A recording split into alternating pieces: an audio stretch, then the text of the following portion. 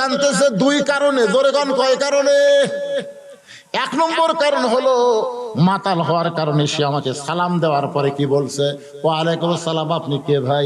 আর দুই নম্বর কারণ হলো সন্তান যখন বাবা বাবা বলে ডাকে, ওই ডাকটা বাবার কলিজার মধ্যে মহব্বত যোগায়। আল্লাহর বান্দার একটু মনোযোগ দিয়ে শুনবেন। ওমর ফারুক ডাক দিলেন সাল্লাত। হাজার হাজার সাহাবীর সামনে ওমর ফারুক ডাক দিলেন জাল্লাত। জাল্লাত এসে বলতেছে আমির আল মুমিনিন, আমারে ডাকলেন কেন?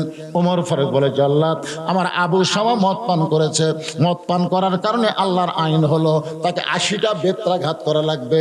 জাল্লাত রে, এই চামড়ার চাবুক দিলাম, এই চাবুক দিয়ে আমার আবু শামাকে 80টা বেত মারবি। আল্লাহর আইন কয়টা বেত? জোরে বলেন কয়টা? ওমর ফারুক চেয়ারে বসে বললেন, জল্লাদ চাবুক দিয়ে বললেন মার শুরু করো।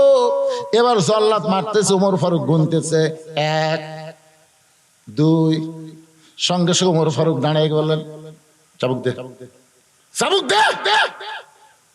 কেরে তোরে চাবুক মারার হুকুম দিলাম, তুই 80টা বেত মারবি। তুই সত্যি করে বলতো কার খেয়ালে আমার ছেলেকে বেত মারতেছিস, আল্লাহর খেয়ালে না আমার খেয়ালে? জল্লাদ বলতেছে, আপনি সামনে বসে আছেন, আপনার ছেলেকে মারতেছি, এটা আল্লাহর খেয়াল আসে? আপনার সামনে আপনার ছেলেকে আমি মারতেছি, আপনার খেয়ালই মারতেছি, কারণ আমি আপনার ছেলেকে আঘাত করব, ওই আঘাত লাগবে আপনার কলিজায়। কারণ প্রত্যেকটা বাবার সামনে তার সন্তানকে মারলে আঘাত সন্তানকে লাগে না, আঘাত বাবার কলিজাত লাগে। জোরে কোন কথা ঠিক কিনা? এই জন্য আল্লাহর খেয়াল আসতে পারি নাই, আপনার খেয়ালে 2টা বাড়ি মারছি। ওমর ফারুক কান্দার বলে, জল্লাদ আল্লাহর আইন প্রয়োগ করতে গেলে মানুষের খেয়াল করে যদি আমল করো, ওইটা কোনোদিন আল্লাহর দরবারে কবুল হবে না। যে আল্লাহর আইন, সে আল্লাহর খেয়ালই চাবুক মারতে হবে। আত্তাকুল্লাহ হাক্কা তুকাতিহি কারে কয় রে বাংলার মুসলমান, কারে কয়? ওমর ফারুক চাবুক নিয়ে মার শুরু করলেন। মারতে মারতে যেই মাত্র 30টা চাবুক মারছে, ওমর ফারুক তাকায় দেখে তার সন্তান বেহুশ হয়ে পড়ে গেছে। এই 30টা চাবুকের মধ্যে আবু শামা বহুবার বলেছে, বাবা আর জীবনে মদ খাবো না, বাবা আমাকে মাফ করে দাও, বাবা আমাকে মারতেছেন, আপনার কি কষ্ট হয় না? ওমর ফারুক একটাবার সন্তানের দিকে খেয়াল করে নাই, আমার আল্লাহর খেয়ালে 30টা চাবুক মারছে। সন্তানকে খেয়াল করলে আত্তাকুল্লাহ ডিগ্রি অর্জন করা যাবে না, শুধুমাত্র আল্লাহর ভয় করে মারতেছে, দুনিয়ার কারো দিকে খেয়াল নাই। আবু শামার মা দূর থেকে কান্দার বলে, স্বামী গো, আমার সন্তান তওবা করবে, আমার সন্তান আর কোনদিন মদ পান করবে না। একটাবার আমার সন্তানকে ছাইড়া দেন। নিজের বইয়ের দিকে খেয়াল নাই, নিজের সন্তানের দিকে খেয়াল নাই। 30টা চাবুক মারার পরে যখন ওমর ফারুক বুঝতে পারে সন্তানের জবান থেকে কান্নার কোনো শব্দ আসতেছে না, তাকায় দেখে বেহুশ হয়ে আছে। আর বেহুশ অবস্থায় মারলে তো হবে না, হুশ অবস্থায় মারা লাগবে। ওমর ফারুক বলে, 1 গিলাস ঠান্ডা পানি নিয়ে আসো। একজন সাহাবী দৌড়ে গিয়ে 1 গিলাস ঠান্ডা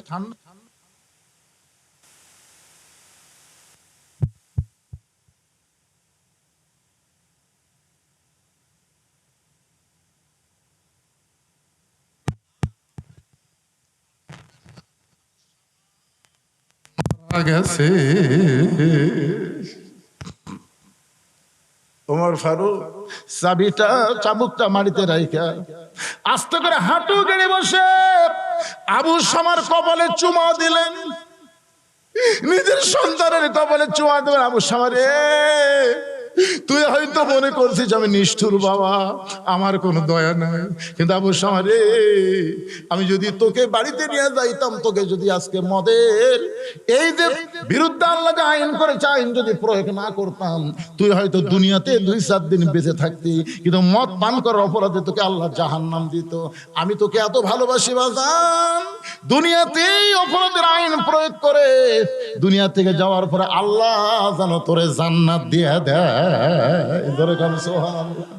ওমর ফারুক বললেন, রে সাহাবীরা, আমার আবু শামার জন্য তোমরা কবর খনন করো।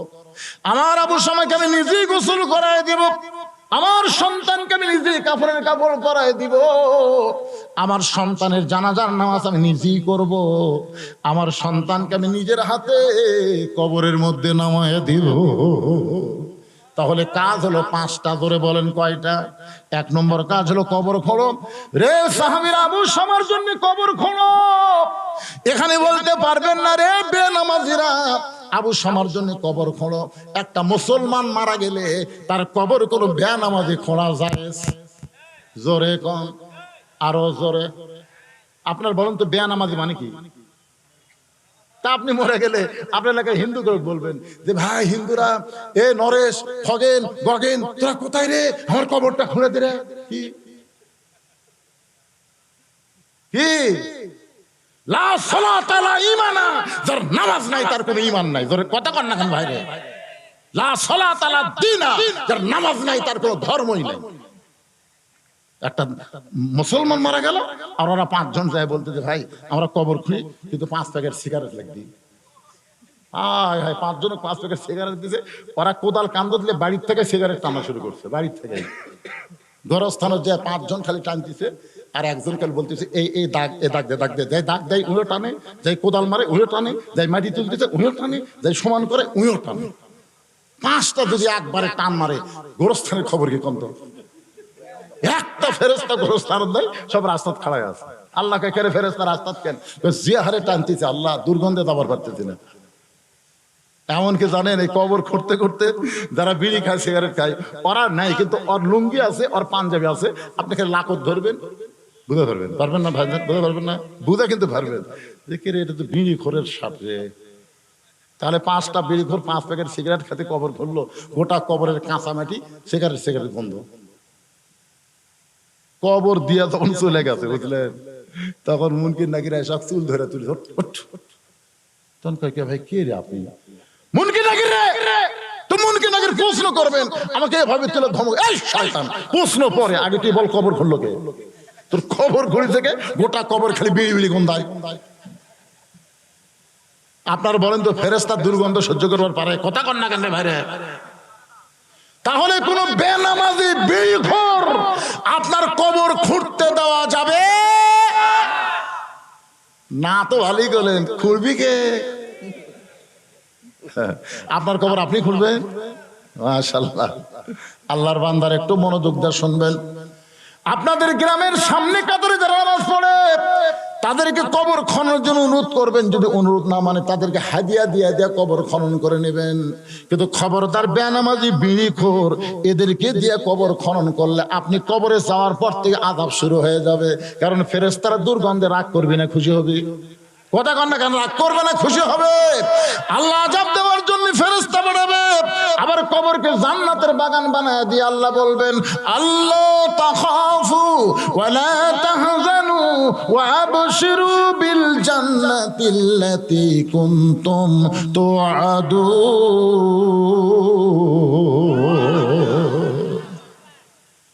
সাহাবেরা কবর খুঁড়লেন। ওমর ফারুক আবু শামাকে গোসল করায় দিলেন। নিজে কেন গোসল করালেন? এই কারণে এত মার মারছে ওমর ফারুক কার খেয়ালে? কথা কন না কেন? কার খেয়ালে? এই জন্য কেউ যদি আবু শামাকে গোসল করাবার যায় তাহলে গায়ের চামড়া কাটা, রক্ত টক্ত থেকে হয়তো আবল তাবল বলতে পারে। এই কারণে ওমর ফারুক নিজের সন্তানকে গোসল করায় দিয়া, নিজে কাফনের কাপড় পরায় দিয়া, নিজেই জানাজার ইমামতি করলে। ওই বাবা সবচাইতে বড় ভাগ্যবান যার সন্তান বাবার জানাজা পড়ায়।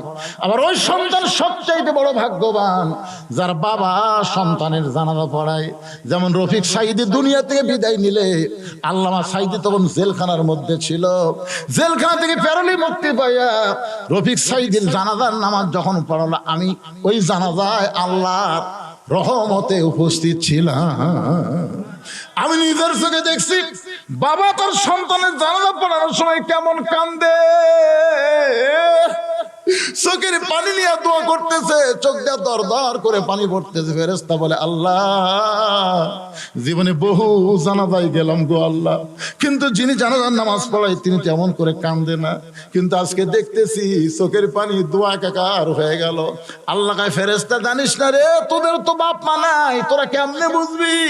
আজকে ছেলে মারা গেছে আর ছেলের জানাজা বাবা পড়ায়, বাবার মুখে শুধু দোয়া নাই রে, বাবার চোখ দিয়ে পানি পড়ে, ওই সন্তান বাবার জানাজার উসিলায় জান্নাতি হয়ে যায়।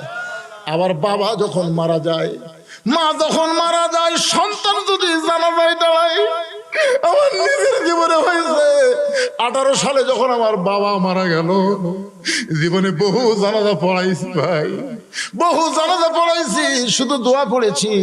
কিন্তু আমার বাবার লাশটা সামনে নিয়ে আমি যখন জানাজার নিয়ত করে দোয়া পড়া শুরু করলাম, চোখটা দর দর করে পানি পড়ে। এই মানুষটা আমার জন্য এত কিছু করলো, এই মানুষটা নিজে না খাওয়ারে খাওয়াইলো, এই মানুষটা মাটির বিছাই থেকে আমারে খাট বানায় দিল, এই মানুষটা বগুড়া জামিল মাদ্রাসায় যখন পড়তাম, হেঁটে হেঁটে কাহালু থেকে বগুড়া থেকে আমাকে মুড়ির টিন দিয়ে আইছে। আমার সেই বাবা আজকে আমার সামনে লাশ হয়ে শুয়ে আছে। ফেরেশতা বলে, আল্লাহ, জীবনে বহু জানাজা দেখলাম, লাশ সামনে নিয়ে এরকম তো কান্দে না।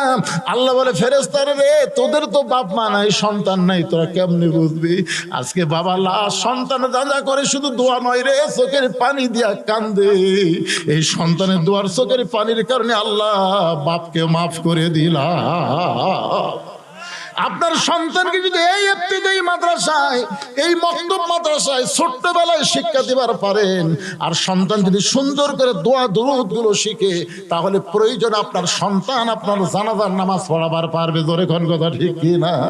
ওমর ফারুক জানাজার নামাজ পড়ানোর পরে এক দৌড়ে গিয়ে কবরে নামলেন।